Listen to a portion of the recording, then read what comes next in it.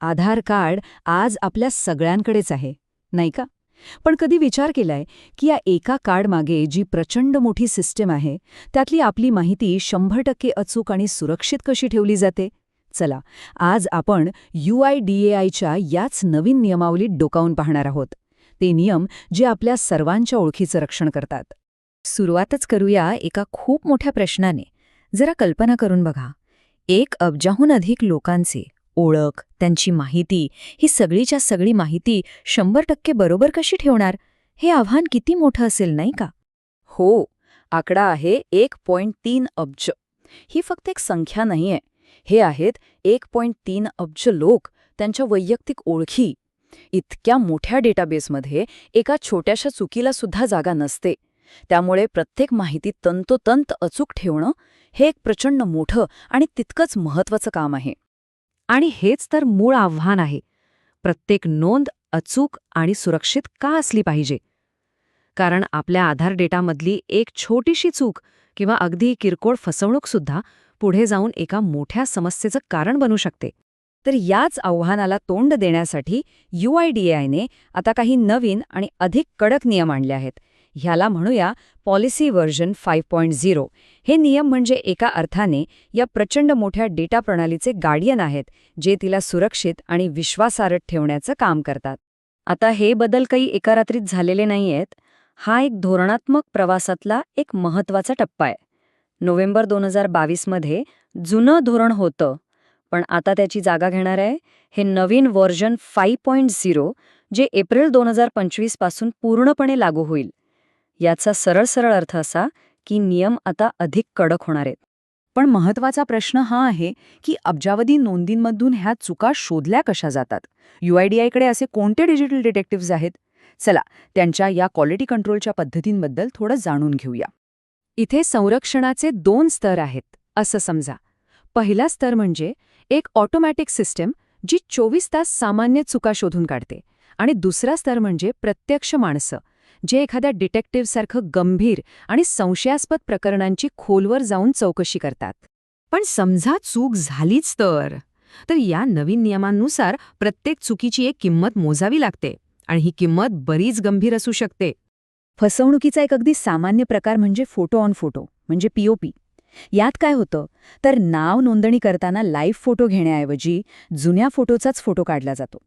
ही सिस्टमला फसवायची एक युक्ती आहे, आणि याला आता एक गंभीर गुन्हा मानलं जातंय. आणि या POP फसवणुकीची किंमत म्हणजे दंड किती असेल? तब्बल 25,000 रुपये. हो, एकाच चुकीसाठी. या एका आकड्यावरूनच आपल्याला कळतं की UIDAI अशा प्रकारच्या गुन्ह्यांना अजिबात हलक्यात घेत नाहीये. आता दंडाची रक्कम ही चुकीच्या प्रकारावर अवलंबून आहे. म्हणजे बघा, नावात किंवा पत्त्यात एखादी किरकोळ टायपिंगची चूक झाली तर 50 रुपये दंड. पण जर फोटो खराब असेल किंवा बायोमेट्रिक नीट घेतलं नसेल तर दंड थेट 1,000 रुपयांपर्यंत जातो. आणि विचार करा, जर बनावट कागदपत्र वापरली तर दंड आहे 10,000 रुपये. म्हणजे चूक जितकी गंभीर, दंड तितकाच मोठा. पण यापेक्षाही काही गंभीर गुन्हे आहेत, जसे की सॉफ्टवेअरमध्येच बदल करणे, मुद्दामहून चुकीचे बायोमेट्रिक्स घेणे किंवा लोकांकडून जास्तीचे पैसे उकळणे. या केवळ चुका नाहीयेत, हे सरळ गुन्हे आहेत. आणि अशा प्रकरणांमध्ये ऑपरेटरला थेट निलंबित केलं जातं आणि प्रत्येक गुन्ह्यासाठी 25,000 रुपयांपर्यंतचा दंड होऊ शकतो. पण ही संपूर्ण प्रणाली फक्त शिक्षा करण्यासाठी नाहीये. तिचा उद्देश सुधारणा घडवून आणणं हा सुद्धा आहे. कारण प्रत्येकाला दुसरी संधी मिळायला हवी, बरोबर? चला, पाहूया की चुका सुधारण्याचा मार्ग कसा आहे. जर एखाद्या ऑपरेटरला निलंबित केलं गेलं तर त्याला परत कामावर येण्यासाठी एक स्पष्ट मार्ग आहे. पहिला टप्पा 1 महिन्याची सक्तीची विश्रांती. दुसरा टप्पा नियमांचं पुन्हा प्रशिक्षण घेणं आणि परीक्षा पास करणं, हे सिद्ध करण्यासाठी की त्याला त्याची चूक कळली आहे. आणि तिसरा टप्पा हे यशस्वी प्रशिक्षण पूर्ण झाल्यावरच त्याला पुन्हा कामावर रुजू होण्याची परवानगी मिळू शकते. पण एक गोष्ट इथे अगदी स्पष्ट आहे, ही दुसरी संधी ही कदाचित शेवटची संधी असू शकते. कारण जर तोच ऑपरेटर वर्षभरात पुन्हा निलंबित झाला तर मग त्याला थेट 1 वर्षासाठी म्हणजे पूर्ण 12 महिन्यांसाठी बॅन केलं जातं. या प्रणालीमध्ये न्यायासाठी एक मार्गही ठेवला आहे, आणि तो म्हणजे अपील प्रक्रिया. जर एखाद्या ऑपरेटरला किंवा एजन्सीला असं वाटलं की त्यांच्यावर झालेली कारवाई चुकीची आहे, तर ते 45 दिवसांच्या आत पुनर्विचारासाठी अर्ज करू शकतात. अर्थात यातही अंतिम निर्णय हा वरिष्ठ अधिकाऱ्यांचाच असतो. तर ह्या सगळ्या नियमांचा आणि दंडाचा आपल्यासारख्या सामान्य आधार कार्ड धारकांसाठी नेमका अर्थ काय? हे नियम आपल्यासाठी का महत्वाचे आहेत? खरं तर हे नवीन नियम काही अचानक आलेले नाहीयेत. 2016च्या आधार कायद्यातच हे स्पष्ट लिहिलंय की सरकारला नाव नोंदणी प्रक्रियेवर लक्ष ठेवण्याचा आणि नियमांचं उल्लंघन झाल्यास काम थांबवण्याचा पूर्ण अधिकार आहे. म्हणजे या कठोर धोरणाला एक मजबूत कायदेशीर आधार आहे.